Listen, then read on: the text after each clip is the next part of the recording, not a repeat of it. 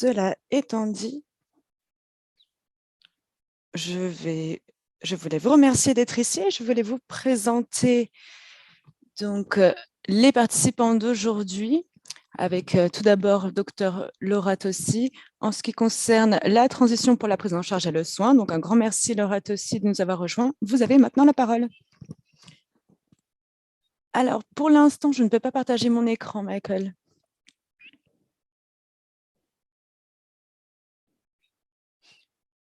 Non, je ne peux toujours pas. Juste un petit moment. Est-ce que ça fonctionne pour vous, Dr Tossi? Oui, super, fantastique. Merci à vous. Très bien, c'est parti. Donc, je suis absolument ravie d'être avec vous aujourd'hui ce matin. Je vais commencer avec pratiquement une publicité en fait, parce que je suis ici un petit peu pour vous recruter, si je puis dire. Donc, c'est absolument fantastique d'avoir ce public aujourd'hui. J'espère que vous avez tous conscience du fait que la question de la transition et de l'accès à des soins de bonne qualité pour les adultes, c'est vraiment quelque chose qui est devenu une priorité à la fois pour notre activité de recherche et de plaidoyer. Je voulais en fait vous expliquer un petit peu un projet et établir d'abord un contexte. Vous êtes sans doute déjà au courant que l'histoire de l'OI en fait change de manière continue. Nos attentes ont changé en ce qui concerne la chirurgie pédiatrique, etc., les bisphosphonates, les systèmes de tiges. Et en fait, on a eu des progrès dont je n'aurais même jamais pu rêver en ce qui concerne les questions pulmonaires également et les nouveaux médicaments. Donc en fait, le problème, c'est qu'on n'a pas forcément une connaissance globale des changements. Donc, quelles sont les questions clés auxquelles on doit répondre et comment est-ce qu'on implique l'entièreté de la communauté de l'OEI pour essayer d'établir des priorités? Pour nous, on a eu la chance, en fait, de recevoir une récompense du PCRORI.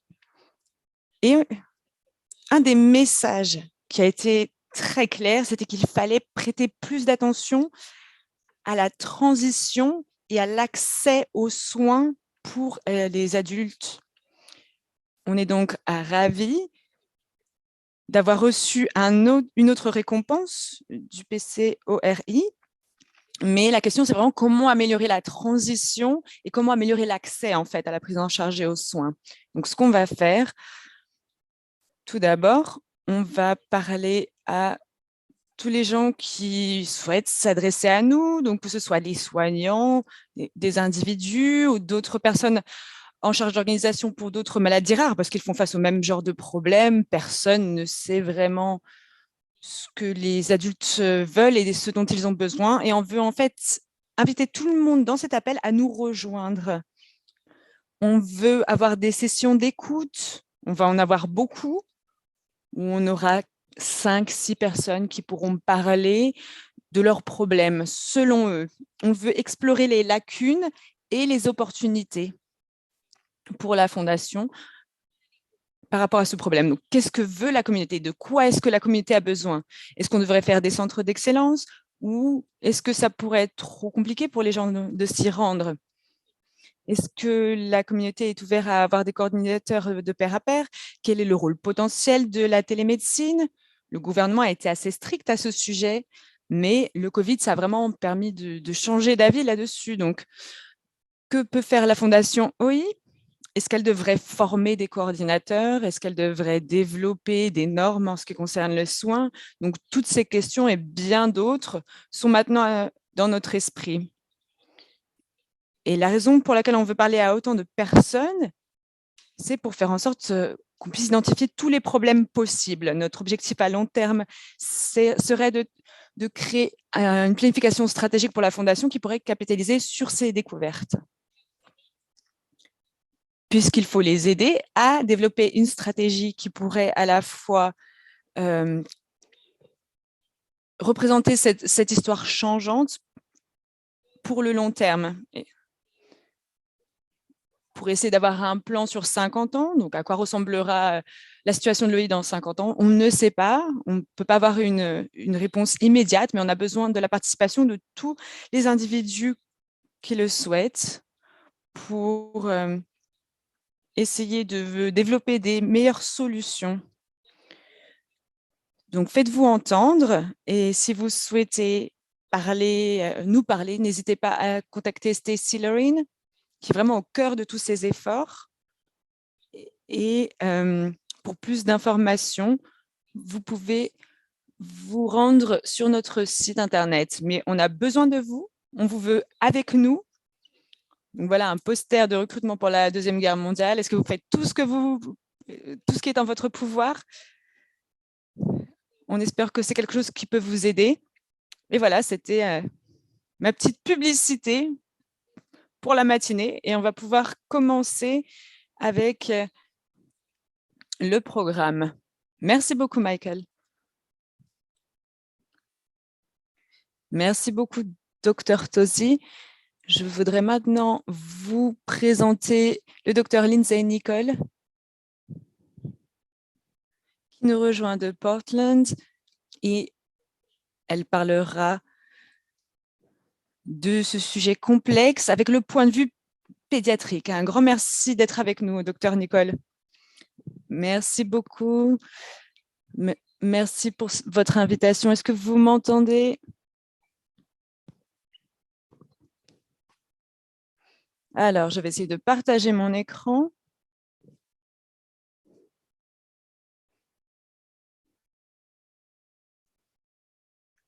C'est tout bon, on vous voit. Alors, je suis un endocrinologue pédiatre et la question de la santé osseuse pour les enfants est de grand intérêt pour moi.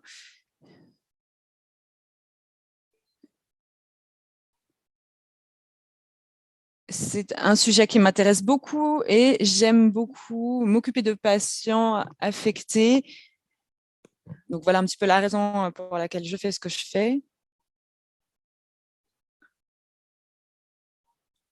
Alors, vous pouvez peut-être vous demander en fait quel est le rapport de l'endocrinologie avec la santé osseuse, mais en fait, il y a un lien avec les hormones. Donc, je ne suis pas chirurgienne, mais j'essaie d'empêcher les fractures et les chirurgies des os. En Oregon, je travaille à différents endroits, sur différents sites, et je suis en contact avec l'hôpital concernant l'OI à Portland. Et j'ai décidé de vous montrer cette carte pour vous montrer en fait un des problèmes au niveau de la prise en charge et du soin. On n'a pas beaucoup d'hôpitaux sur la côte ouest. Donc, nos patients, en fait, ont beaucoup voyagé. Donc, je suis associée sur différents hôpitaux que vous pouvez voir à l'écran, avec l'hôpital universitaire, l'hôpital enfant. Et je fais un certain nombre de choses par rapport aux soins sur l'OI, donc des consultations prénatales, sur différents programmes, sur le programme NICU, donc beaucoup de nos enfants qui sont impactés par l'OI et si les parents veulent commencer les traitements tôt, on peut coordonner cette prise en charge et ces soins avec des pharmaciens expérimentés, avec différents protocoles. On a également un personnel expérimenté en ce qui concerne la densitométrie, avec tout ce qui concerne les scans pour la densité osseuse. Donc voilà, au niveau de la situation en Oregon, au niveau de nos collègues et des formateurs, on a la chance d'avoir une clinique multidisciplinaire On a donc des personnes qui sont experts dans différents domaines et au sein de cette équipe, on a des généticiens. Donc, voilà où les enfants sont référés quand ils ont des suspicions pour établir un diagnostic. On a une partie pour tout ce qui concerne le post-opératoire. On a une équipe OT. On a bien entendu des chirurgiens orthopédiques, des travailleurs sociaux. Un acteur clé, c'est les coordinateurs, le personnel infirmier coordinateur de soins qui permettent de faire le lien avec les spécialistes, faire en sorte que tout se passe bien au niveau des soins. Et on a également l'endocrinologue pédiatrique.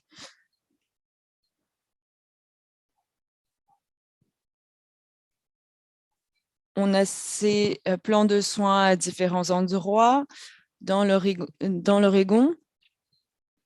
En plus de ça, en ce qui concerne les soins urgents, on a également des cliniques et on a la chance d'avoir une coordination avec un consortium et on a des opportunités de recherche pour ceux qui souhaitent participer. Donc, on a un certain nombre de choses qui se passent pour nous. Ensuite, ce qui se passe au niveau des enfants lorsqu'ils tombent en dehors du système pour nous. Donc ça, c'est quelque chose qui crée beaucoup d'anxiété pour moi et je serais donc très intéressée, je suis donc très intéressée de participer à ce panel. Mais juste pour vous donner un petit peu un état des lieux de ce qui se passe en Oregon. Donc, en fait, la partie pédiatrique, c'est jusqu'à l'âge de 21 ans. On a une phase de transition, en fait. Les patients vont à l'université, partent de chez eux, etc. Mais on veut, en fait, avoir la main sur eux jusqu'à ce qu'ils soient prêts, en fait, à partir. Et donc, on a la chance à Portland d'avoir des praticiens pour les adultes qui ont beaucoup d'expérience, d'après nous. Et on a également 2 endocrinologues qui sont absolument passionnés en ce qui concerne la question de l'OI. Donc, au niveau de la transition, on sait où sont les endocrinologues, on sait où référer les patients après la transition.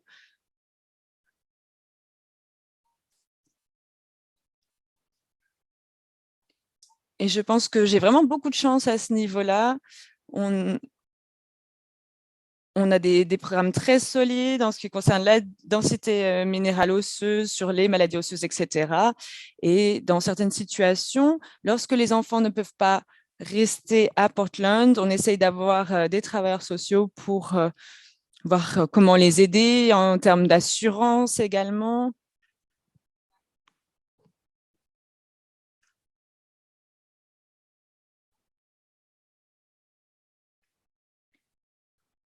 On a donc un certain nombre d'avantages, mais on a également les mêmes inconvénients en fait. Donc, pour revenir à ce qu'on disait en termes de zones de référence, ce sont des zones géographiques très grandes. On a des problèmes d'accès pour certains patients. Donc, on essaye de tester la télémédecine, mais ça présente également des limitations. Donc, c'est vraiment un problème récurrent. On a besoin de beaucoup de choses, de beaucoup de travail à ce niveau-là. Sur ce, je vais arrêter de partager mon écran.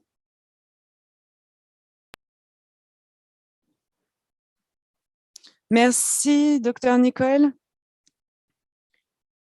On est ravis de vous avoir avec nous. Je vais donc maintenant pouvoir vous présenter notre nouveau panéliste, donc le docteur Sandesh Nagamani, qui est basé à Houston. Il a une clinique pour les adultes atteints de l'OI. Merci d'être avec nous. Merci beaucoup. Est-ce que vous m'entendez bien? Oui, on vous entend très bien. Alors, j'ai quelques page de présentation. Je vais essayer juste de l'afficher.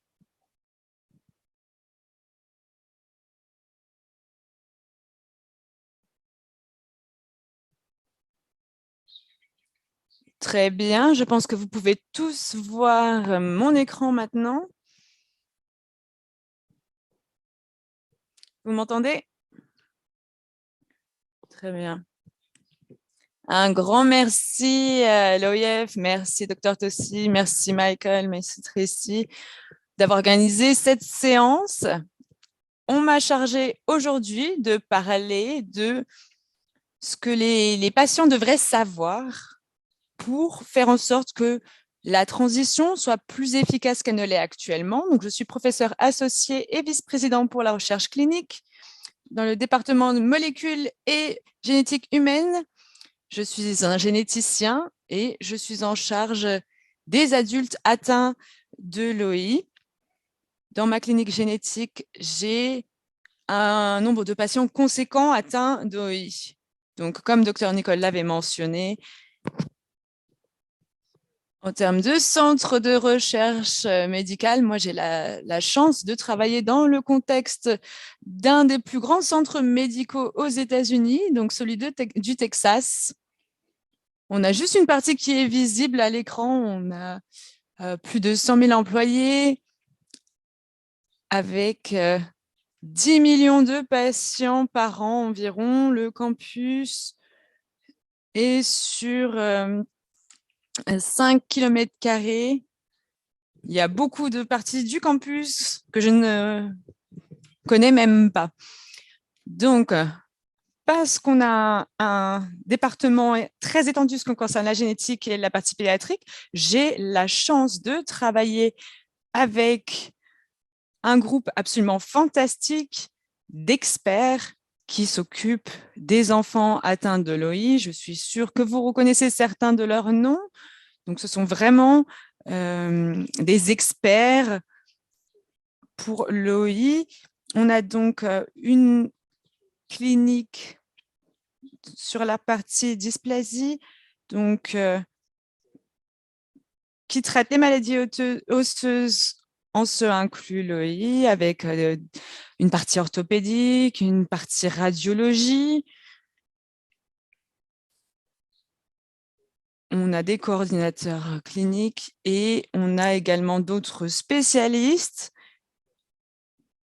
qui fournissent les soins multidisciplinaires. Donc, je pense qu'à travers tous les États-Unis, les soins pédiatriques sont plus centralisés. En fait, les patients peuvent avoir accès à différentes spécialités selon leurs besoins. Cependant, donc, ce qui se passe au niveau de la transition vers les installations, tout ce qui concerne les adultes, pour les adultes qui sont atteints d'EI, les patients en fait, qui sont donc dans cette phase de transition de la partie enfant au Texas vers le campus, pour eux, en fait, on a un processus de transmission, en fait, avec les personnes qui s'occupent de la partie enfant vont me contacter, nous expliquer en fait ce qu'ils pensent doit être fait et au niveau de la clinique adulte, on a un groupe d'individus qui m'inclut avec des conseillers génétiques et un accès à certaines spécialités médicales, orthopédie, radiologie, etc. Et une fois de plus, pour être honnête, malgré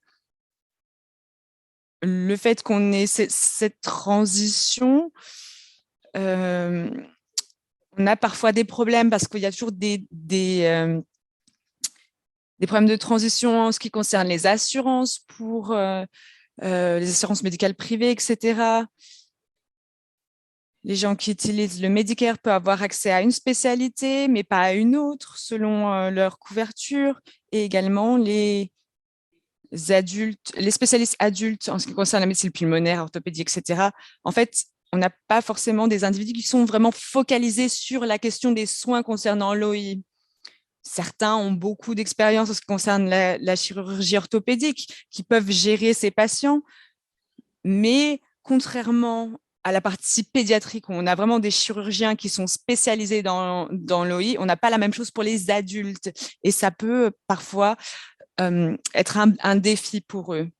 Donc, certains des problèmes de transition de soins que j'ai pu entendre sont les suivants, en particulier pour les gens qui viennent d'endroits un peu plus isolés. On a des patients parfois qui viennent du Texas, de l'Arkansas, de Louisiane, d'Oklahoma et parfois même de plus loin. Mais pour les individus qui viennent, en fait, ils nous disent parfois que leurs fournisseurs ont une expérience limitée en ce qui concerne la gestion de l'OI. Et voilà des citations. On m'a dit, le docteur m'a dit, ah bah non, vous n'avez pas de l'OI parce que vous êtes venu ici en marchant. Donc en fait, les hôpitaux pour adultes ne sont pas forcément bien équipés en ce qui concerne les procédures et les chirurgies pour les adultes. Ils n'ont pas forcément l'équipement nécessaire pour les patients. Donc, à l'heure de leur transition, l'objectif, pour moi, c'est vraiment d'avoir une idée de d'où est-ce qu'ils en sont pour la transition.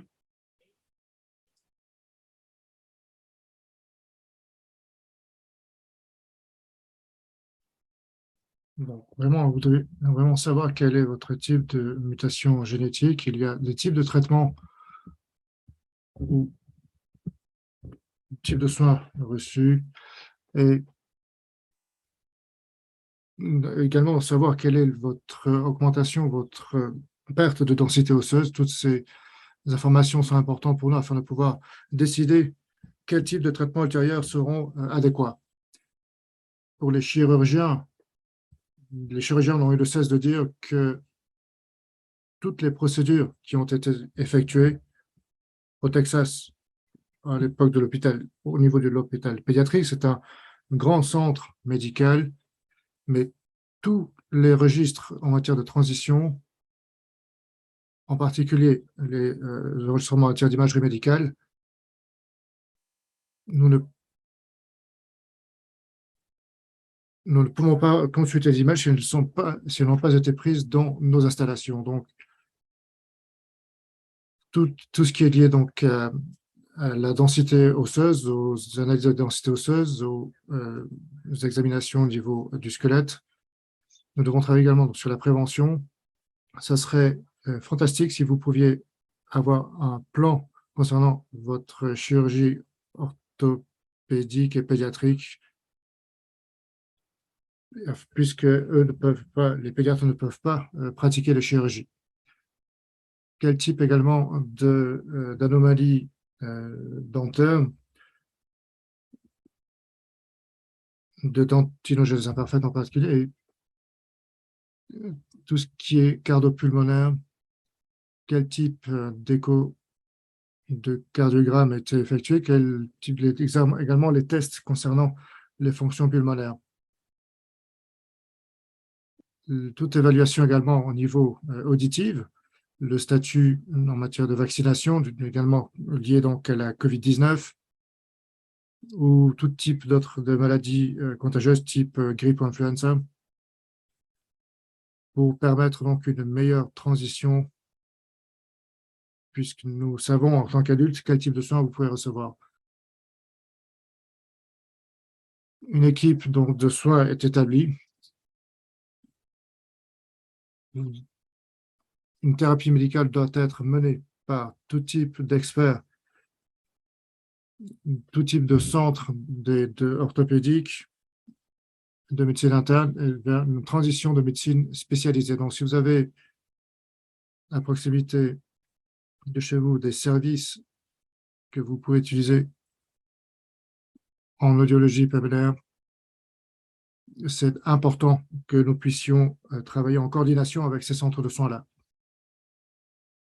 Donc, j'arrête le partage de mes diapositives pour le moment. Fantastique, merci beaucoup, Dr Negamani, de nous proposer cette perspective en matière de transition, de soins de transition. Je vais vous présenter notre prochain panélistes, Tracy Mulroy, qui est bénévole et au plaidoyer pour les personnes souffrant d'orthogénèse imparfaite. Je voudrais juste vous remercier de nous joindre aujourd'hui pour cette session. Tracy, merci infiniment de votre présence. Merci Michael, merci de ne pas avoir dit quand j'ai fait ma première conférence. Alors, je m'appelle donc Tracy, je vous appelle depuis le Maryland, donc très peu du siège de la Fondation Orthogénèse imparfaite. J'ai une osthéogenèse imparfaite de type 3. J'ai un fils qui souffre d'un type 1 et qui est précisément en ce moment en transition depuis les soins pédiatriques vers des soins pour adultes.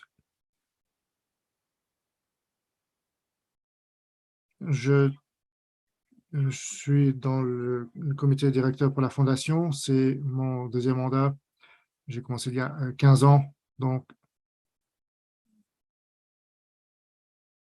je suis extrêmement passionné par la santé adulte des personnes donc, souffrant d'ostéogenèse imparfaite. Pour ceux qui ne connaissent pas Annie Candle, c'est une personne passionnée qui s'implique énormément dans la communauté. Elle est décédée à l'âge de 42 ans du fait de complications respiratoires. Elle a pris suite à une endoscopie, quelque chose qui est finalement très banal. Et j'ai commencé à m'impliquer pour soutenir la fondation OIF. Et je pense que nous avons levé près d'un demi-million de dollars. C'était vraiment des études déterminantes capitales sur l'ostéogenèse imparfaite et les raisons de décès de ces personnes. Je ne suis pas médecin, donc je ne vais pas pouvoir vous donner les résultats de ces études, mais plus nous en apprenons de la part des experts, même en organisant différents panels de spécialistes, je dirais en tout cas que les résultats sont particulièrement étonnants pour la plupart des gens. Ça ne concerne pas uniquement la scoliose, ce n'est pas forcément le problème principal. Mais donc, je pense, excusez-moi, je suis perdu dans mes notes. Oui, alors, ce qui est vraiment important, d'après ce qu'a abordé l'autre panel, c'est que l'OI, ça ne concerne pas uniquement les os. Depuis les soins pédiatriques, eh bien, c'est très important, puisqu'aujourd'hui, on peut tout à fait agir en plaidoyer pour soi-même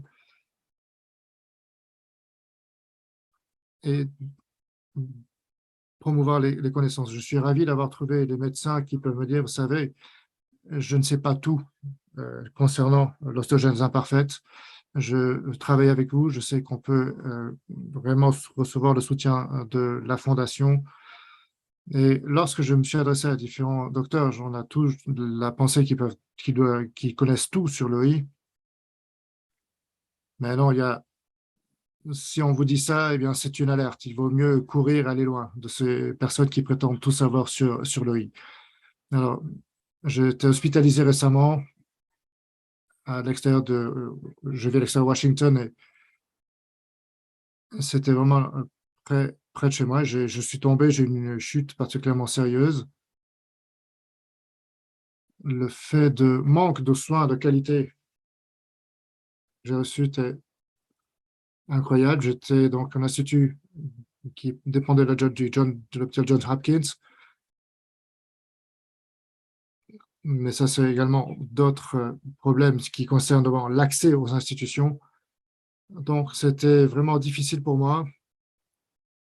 Et je vis très près de tous ces centres médicaux. Donc, le manque de soins, même au niveau orthopédique, est vraiment préoccupant.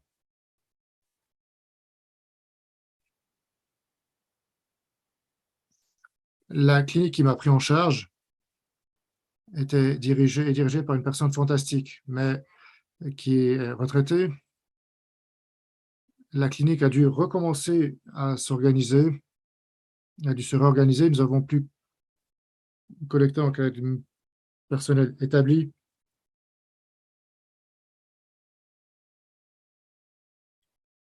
Et les retraites ou les personnes qui se retirent de leur vie professionnelle, eh bien, ne provoquent pas l'effondrement d'un service de clinique spécialisée. Ça réside ailleurs. Donc, je pense que c'est un effort colossal de l'ensemble d'une communauté. Et le Fonds Jamie Campbell fait un travail remarquable, mais on a vraiment besoin que tout le monde s'implique et redouble d'efforts pour en connaître davantage, pour connaître davantage sur l'OI, sur les adultes, et vraiment récupérer le plus de connaissances possible. Voilà, c'est tout ce que je voulais dire. Excusez-moi, je n'avais pas de diapositive, mais si vous voulez me contacter, n'hésitez pas. La Fondation l'OIF a donc tous mes contacts. Je serai ravi de m'entretenir avec vous après cette conférence. Merci, Tracy. Nous comprenons tout à fait votre perspective sur ce sujet particulièrement important. Nous sommes ravis que vous ayez pu nous rejoindre et intervenir. Donc maintenant que nous avons écouté nos panélistes qui sont avec nous aujourd'hui, nos experts, vous pouvez voir mon collègue ici qui va donc faire défiler le diapo. Je voulais la présenter. Je vais laisser les rênes de cette session par la suite. Elle est éducatrice en l'OIF, elle est la personne. Si vous la cherchez sur l'EF, ne cherchez pas sur ef.org.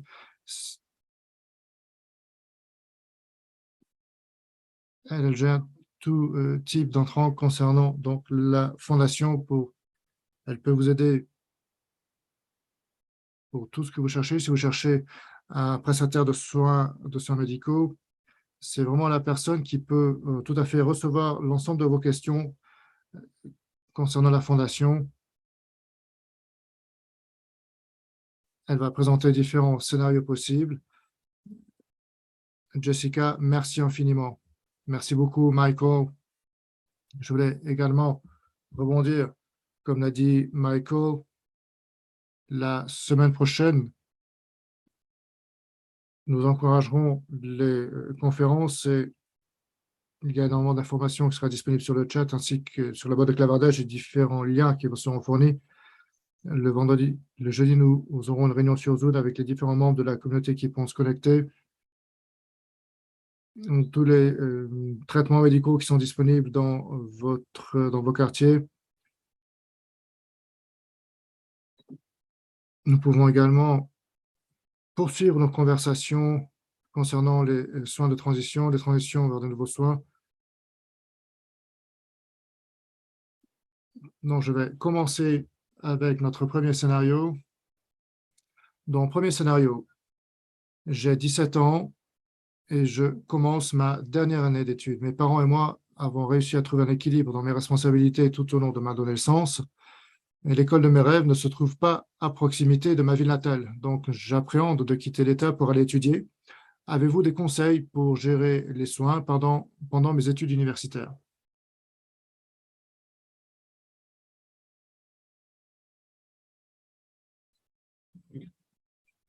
Qui veut prendre la parole? Allez-y.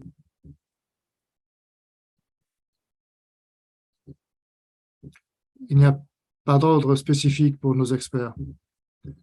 Sentez-vous à l'aise de répondre aux questions. Je ne vais pas vous appeler nominativement, mais allez-y, sentez-vous à l'aise de répondre spontanément aux questions. Je vais faire quelques commentaires. Alors, en tant que pédiatre et orthopédiste, c'est une question qui nous arrive très souvent, que l'on reçoit très souvent. Alors, tout commence avec le choix, justement, de l'établissement scolaire ou de l'université. Et je dirais que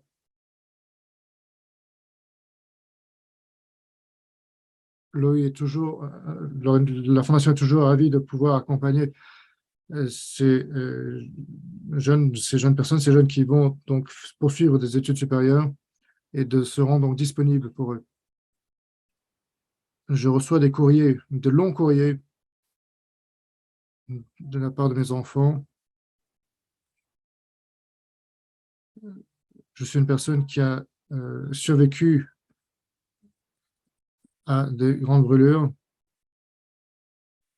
Et avec ces questions liées à un faible accès, le fait de pouvoir rejoindre des salles de cours au sein d'un bâtiment, je, je veux juste que ces personnes-là soient en sécurité à tout moment. Et les campus, je pense, ont la responsabilité, c'est très important. Il faut vraiment faire attention s'il y a beaucoup de distance à parcourir avant de se rendre à l'établissement ou même à l'intérieur de l'établissement, puisque les, les gens, bien sûr, reviennent vers moi, les étudiants viennent vers moi et me contactent lorsque, bien malheureusement, ils ont subi une chute parce qu'ils ont glissé sur la glace ou la neige. Et le système de santé de ces écoles ne les considère pas en tant que jeunes adultes.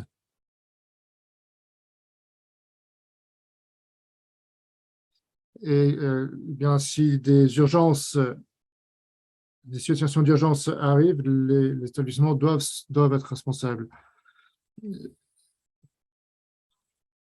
Et je sais qu'avec nos experts au sein de la Fondation, sont toujours à même d'envoyer, de communiquer auprès de ces institutions universitaires ou supérieures, mais il faut avoir le nom des personnes qui peuvent être contactées. Et je demande vraiment à ces étudiants de faire tout ce qu'ils peuvent, en tout cas le plus possible, pour établir une liste essentielle, une liste de base des, des outils qu'ils utilisent. Il est du droit de chaque jeune âgé de 18 ans de demander une copie de leur radiographie, et les étudiants en université doivent avoir l'ensemble des documents qui concernent leur santé. Donc, c'est quelque chose qui me préoccupe particulièrement. Merci, j'ai beaucoup apprécié ce dont vous parliez concernant les relations avec les services de santé des étudiants, puisque ces services de santé des étudiants sont vraiment les points de connexion pour garantir une meilleure connectivité auprès des différents services. Y a-t-il quelqu'un d'autre parmi nos experts qui souhaite intervenir pour répondre à cette question? Je pense que quelquefois, pour les jeunes qui sont en transition de recevoir des soins pour adultes, ce n'est pas forcément la meilleure époque de la vie pour entamer les études. Par exemple, moi, on me demande, est-ce que tu vas être à la maison pour la période du spring break, pour les vacances du printemps? Est-ce que on va pouvoir prendre rendez-vous avec... Donc, ce sont des périodes très délicates pour tous les prestataires de santé également.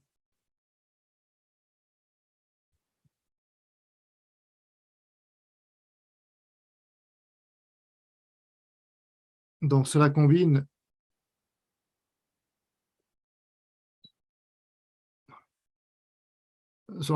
de combiner toutes les ressources disponibles pour pouvoir garantir justement une bonne transition depuis l'environnement donc du collège, de cégep, de collégial ou lycée vers l'université. Nous avons exactement ici, je fais partie également du consortium de personnes souffrant de ces maladies osseuses, et je pense que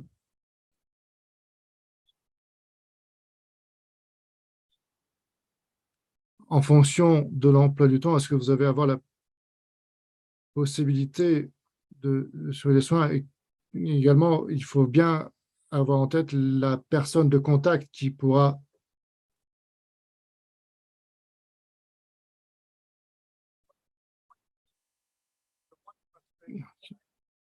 une des frustrations soulevées sont de la part des professionnels du secteur médical, c'est même la télémédecine, on se pose la question de savoir si la télémédecine pourra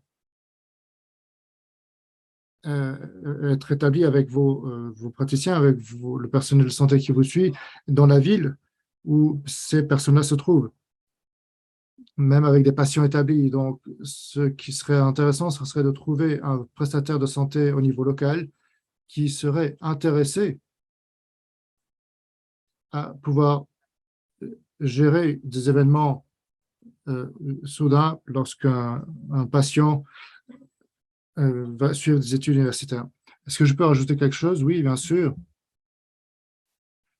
Alors, j'ai déjà vécu ça. Je suis allé à l'université et ça a été une courte distance en voiture. Donc, je voudrais juste souligner que s'il y a là des véritables options viables, si l'on peut trouver un endroit, même si c'est un petit peu éloigné, à une distance raisonnable depuis le domicile, vous pouvez avoir une expérience universitaire. Ce que je dirais aussi, c'est que pour moi, cette période de votre vie, et c'est la période où vous avez peut-être moins de fractures, et j'ai pu tout à fait gérer mes études, et même lorsque j'avais quelques problèmes de santé, j'ai pu y faire face. Donc, bien sûr, s'il vaut toujours mieux s'y préparer,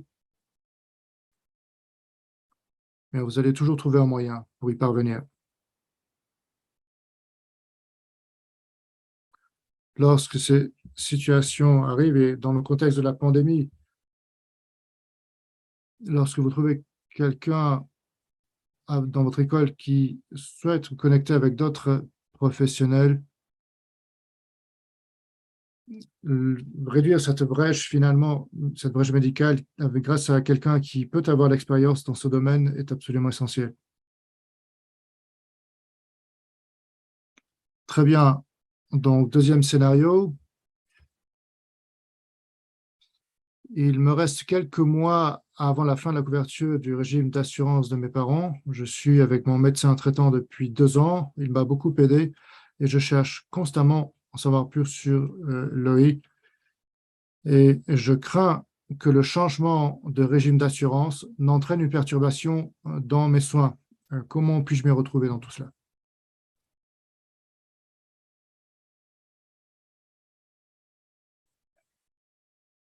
Je vais prendre la parole. Alors, j'ai toujours envie de participer. Alors, pour moi, cela peut être abordé différemment et pour différentes raisons avec des chirurgiens orthopédiques. Il faut savoir quelle est la nouvelle couverture qui va être fournie pour l'obtention d'équipements médicaux durables. Quelquefois, c'est vraiment aussi important que les médecins pour les premiers soins.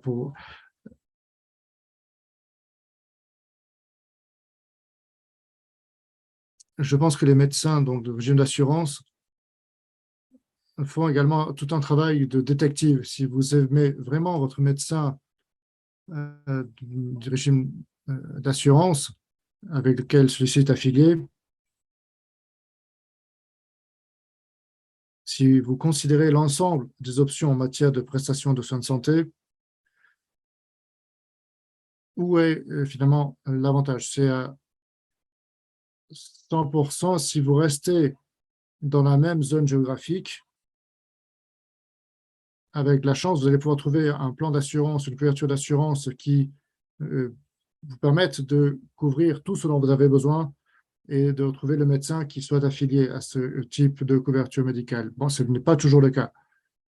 Donc, il faut absolument procéder à différentes recherches en matière d'assurance. Quel type d'assurance, quel type de prestataire et les types d'assurance et de couverture, de police d'assurance que vous pouvez obtenir. Y a-t-il d'autres éléments pour ce scénario? Oui, alors, ça, assurez-vous de vérifier vraiment les détails de vos polices d'assurance de vos parents. Si c'est un handicap constant, permanent dont vous souffrez, eh bien, vous pouvez bénéficier de couverture d'assurance à vie. Ça, c'est absolument vrai, en particulier pour les enfants de militaires. Il y a différentes options ici. C'était un excellent commentaire. Merci beaucoup. J'ai fait des recherches. Je pense que vous pouvez également travailler avec vos responsables en matière d'assistance sociale, différents assistants sociaux qui prennent en charge les enfants et leurs familles afin d'être certains que les couvertures d'assurance ne les laissent pas tomber.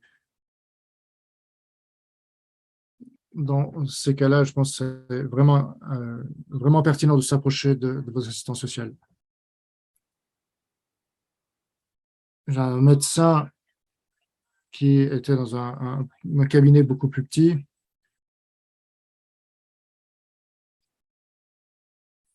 Et c'est moi qui ai voulu changer d'assurance et en fait,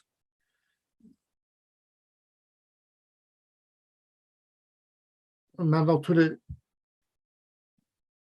ça vaut en tout cas la peine d'essayer de nouveaux docteurs qui vraiment, de choisir des médecins, des praticiens qui vraiment exercent eux en plein plaidoyer pour vos droits en tant que personne souffrant d'OI. Alors, notre scénario 3, ma fille est âgée de 16 ans et demi, je m'occupe de ses soins depuis sa naissance. Je suis également son aidant naturel. Récemment, elle a mentionné qu'elle voulait partager la responsabilité des décisions concernant ses propres soins et le choix des médecins. Comment pouvons-nous commencer à partager cette responsabilité? Alors, tout d'abord, c'est vraiment émouvant, vraiment enthousiasmant d'écouter ce genre de questions parce que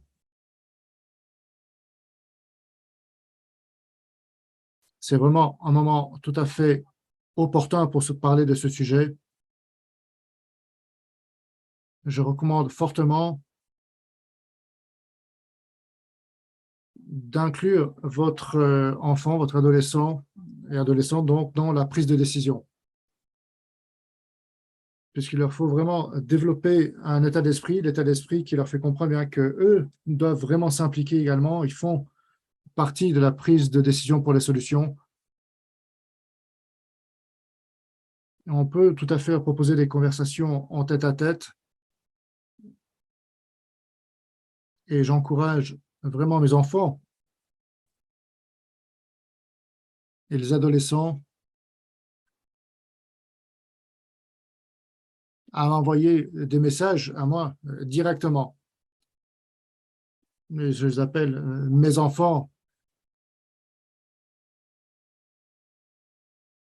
Vous pouvez m'envoyer des questions directement et j'encourage vraiment les enfants et les adolescents à poser des questions, puisque c'est ainsi qu'on va pouvoir commencer.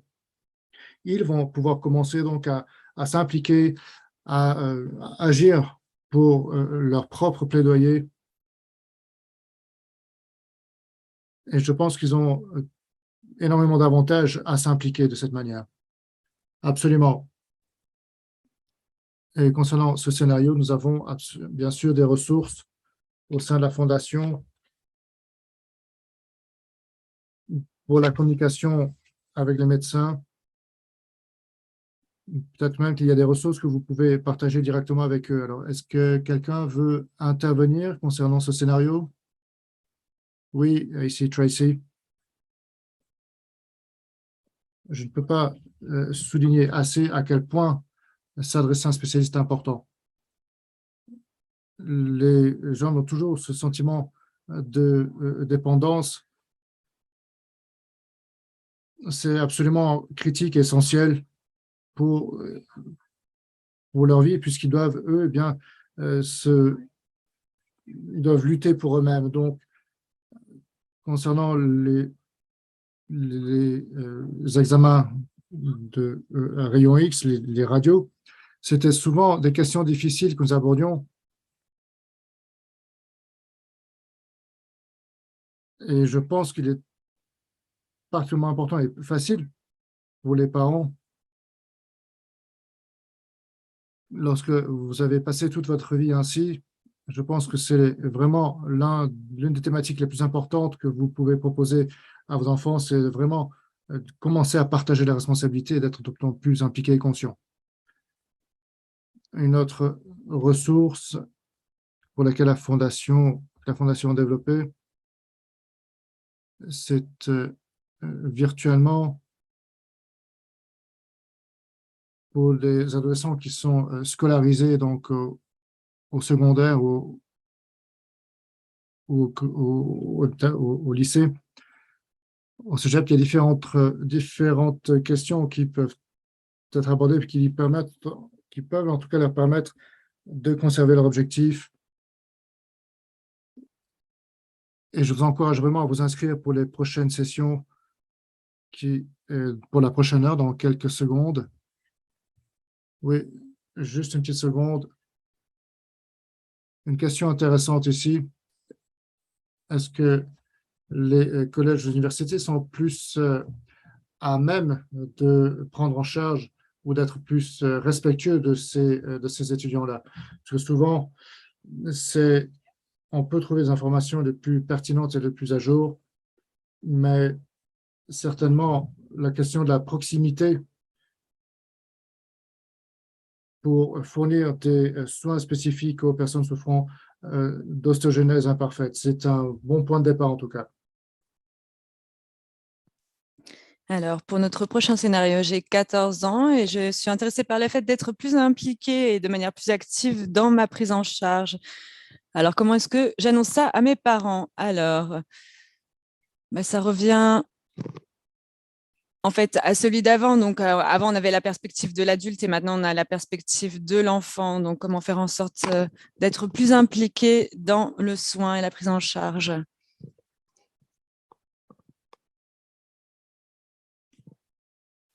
Alors, moi, c'est quelque chose que j'encouragerais.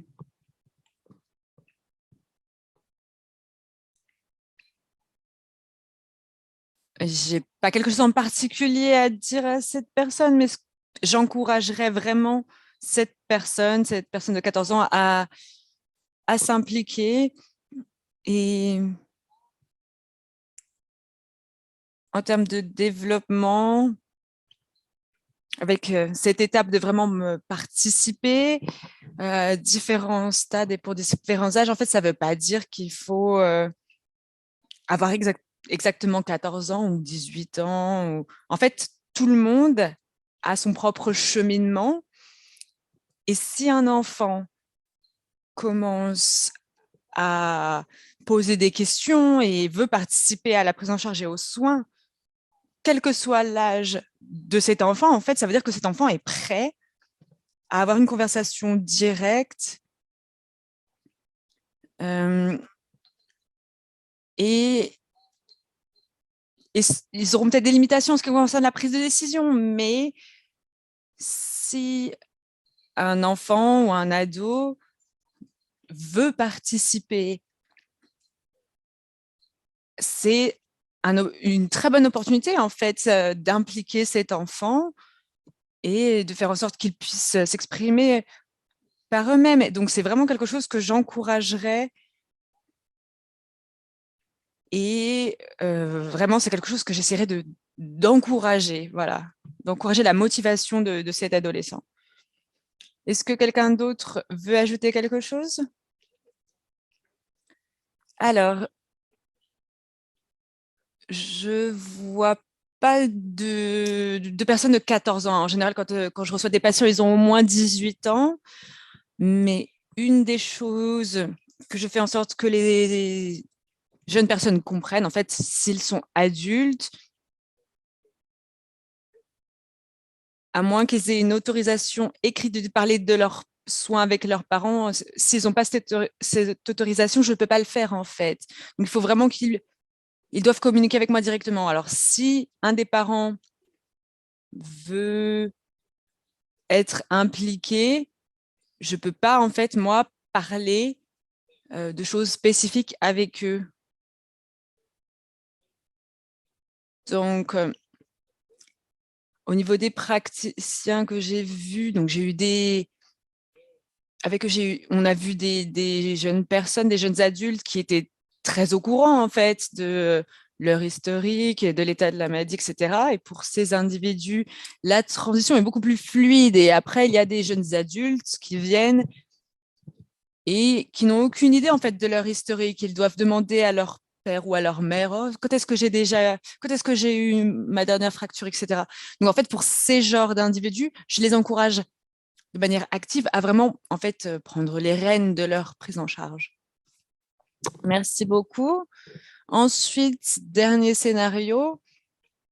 Alors, pour les parents qui sont avec nous aujourd'hui, on a un site pour une organisation qui s'appelle God Transition. Et c'est plus axé en fait sur le personnel médical, mais ça peut valoir le coup pour les familles en fait, parce que ça peut vous donner en fait des objectifs, des aspirations sur que dire aux enfants à différents âges en fait. Donc, c'est quelque chose vraiment à garder à l'esprit. Une partie de notre travail en fait en tant que parents, c'est d'aider l'enfant à être indépendant. Absolument. Alors, on a rentré le lien sur ce site internet dans le chat. Et si vous souhaitez, après cette séance, si vous ne vous souvenez pas de ce dont on a parlé, n'hésitez pas à nous demander. On vous enverra les liens ultérieurement. Oui, gardez les références en fait pour Mélanie et Michel sur tout ce sujet au niveau des écoles. Et merci beaucoup, Lynn, parce que c'est vraiment un problème très important. Et le chat, c'est vraiment une source de très bonnes informations. Donc, un grand merci à tous. Donc, ensuite, prochain scénario, j'ai le type 3 avec des problèmes respiratoires. Mon père est mon soignant. Ça fonctionne bien, mais à 25 ans, je cherche maintenant un appartement. J'ai ma propre assurance. Je travaille à distance et j'ai une bonne équipe de soins. Mon père m'emmène au rendez-vous et m'aide dans mes activités quotidiennes. J'ai peur de vivre seule et d'avoir un soignant externe à la famille. Est-ce que vous avez des astuces sur le processus dans la recherche en fait d'un soignant, le processus de recherche du soignant? Alors, on peut revenir, on peut se pencher sur cette question. Si quelqu'un a quelque chose à dire, on peut essayer de se pencher un peu sur cette question.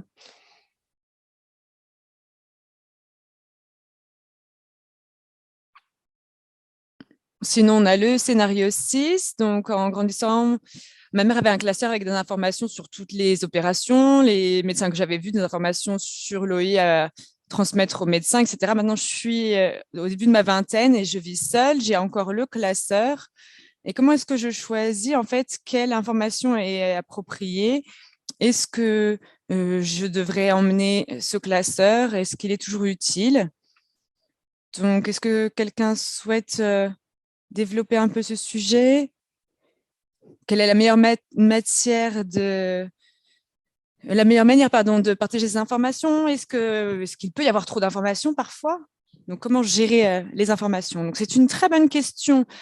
Donc, en général, ce que je demande aux jeunes adultes, c'est donc un historique des opérations récentes, des fractures récentes et des traitements récents, avec également donc la base génétique de leurs OI. Ça, c'est vraiment les données les plus importantes dont j'aurais besoin, en fait. Mais au niveau des chirurgies, il faut comprendre s'ils ont eu des problèmes avec l'anesthésie, s'ils ont des notes de chirurgie antérieure par rapport à ces choses. En fait, ça serait quelque chose de très important. Donc, en termes de bonnes pratiques, si on ne sait pas quelles informations prendre, le mieux, c'est de prendre le classeur en entier et de l'emmener au médecin. Ce qui pourrait être vraiment utile, c'est vraiment de catégoriser en fait vous-même. Donc voilà, ça c'est pertinent. pour la partie squelette et os. Ça, c'est pertinent pour les dents. Donc, si vous organisez vraiment le classeur avec des intercalaires et tout, ça peut être très utile. Et lorsque les patients ont des classeurs comme ça, donc pour la génétique des adultes, on a beaucoup de patients qui ont des évaluations de différents sites, etc. Donc, pour eux, ce que je fais, je prends ceux qui sont importants et je les scanne. Je fais ça pour... et je mets ça dans ma note clinique pour qu'à l'avenir, j'ai déjà un accès à certaines informations importantes de ce patient. Donc, vraiment, pour rester bref, si vous avez beaucoup d'informations, classez-les selon le sujet, par date également. Ça peut être très important et ça peut vraiment aider les, les praticiens. Oui, c'est vrai que l'organisation, c'est clé. Je vais être encore plus direct. Avoir une encyclopédie à la maison, c'est bien, mais essayez d'avoir au moins un résumé de 2 pages ou une page. Je suis pas aussi patiente. Euh, Nous, on a beaucoup de pression. On doit avoir plus de patients plus vite et il faut vraiment clarifier autant que possible quels sont les problèmes.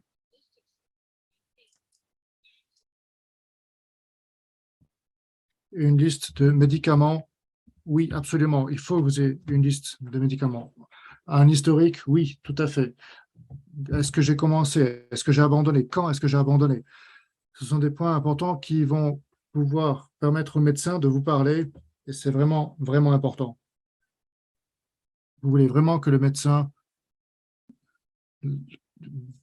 considère tout cela avec grande importance et utilise toutes ces informations pour améliorer votre prise en charge et les soins dont vous pouvez bénéficier. N'hésitez pas également à souligner tous ces points-là. Nous avons le temps, je pense, pour un scénario additionnel. J'ai 19 ans, je vis à la maison. Mes parents ont vraiment trouvé l'équilibre qui fonctionne pour nous, pour les différents soins. Et je suis toujours allé à mes rendez-vous seul depuis l'âge de 18 ans. Quelquefois, je ressens que je ne pose pas à l'équipe qui me prend en charge, je ne leur pose pas les bonnes questions. Mes parents semblent toujours disposés ou paraissent en tout cas connaître déjà quelles sont les questions à poser. Donc, est-ce que vous avez des conseils en matière de communication avec le médecin? Très bonne question. Je pense que la réponse est que la fondation aide vraiment à développer une checklist, toute une liste de points importants et vous faites tous un très grand travail en matière de soins médicaux. Et j'espère que nous aurons euh, toutes ces listes-là prochainement. Mais finalement, c'est votre vie. Donc, il est temps de communiquer exactement sur ce qui vous tient le plus à cœur. Qu'est-ce qui, même votre vie sexuelle, les questions sous-jacentes c'est vraiment, est-ce qu'elles sont là, ces personnes-là, les médecins sont là pour vous aider ou pour vous mettre des barrières? Donc vraiment, commencer, c'est un bon point de départ. Tracy a commencé par poser la question, est-ce que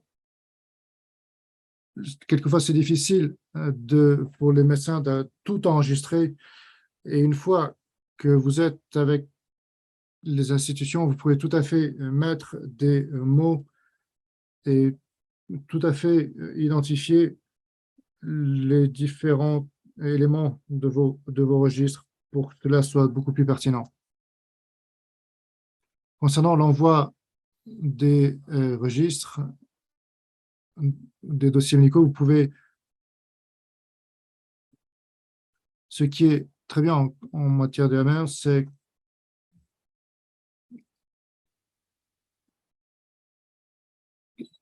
quelquefois, ils n'ont pas malheureusement la disponibilité, ils ont énormément de captures d'écran. Donc, quelquefois, c'est très difficile pour ces équipes-là de naviguer entre toutes les informations regroupées. Un grand remerciement à Bob Simmons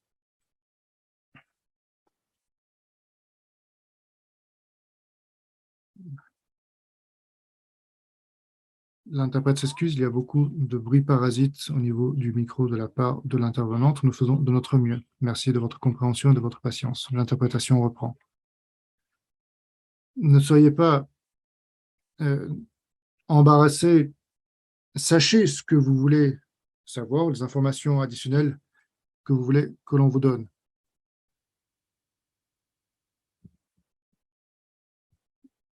Si vous voulez prendre le temps de parler et d'échanger, eh bien, nous sommes ici à votre disposition.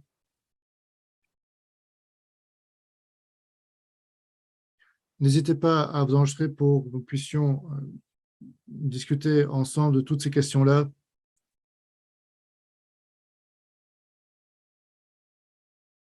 Je vous rends le micro, Michael.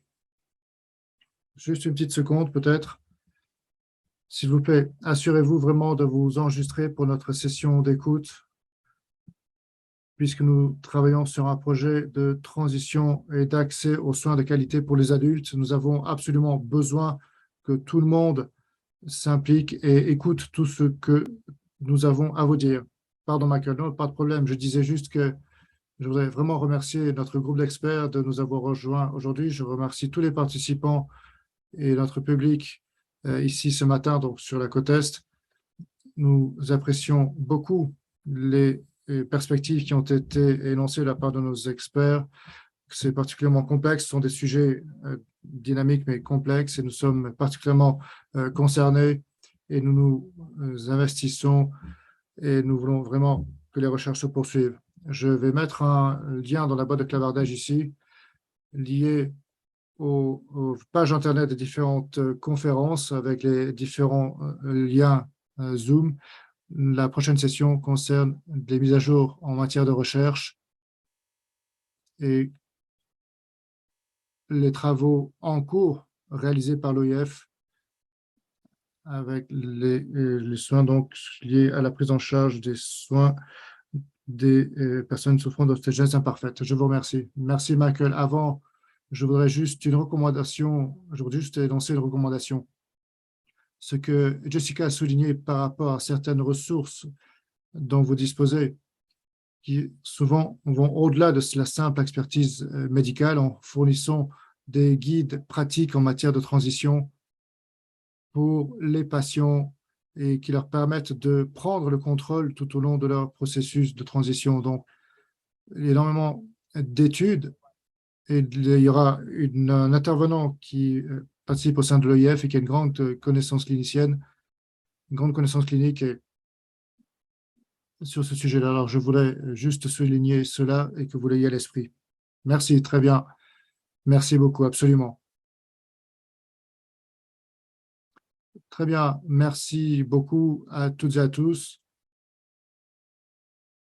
Nous vous retrouverons, j'espère, dans 15 minutes pour la prochaine session. Merci infiniment. Merci.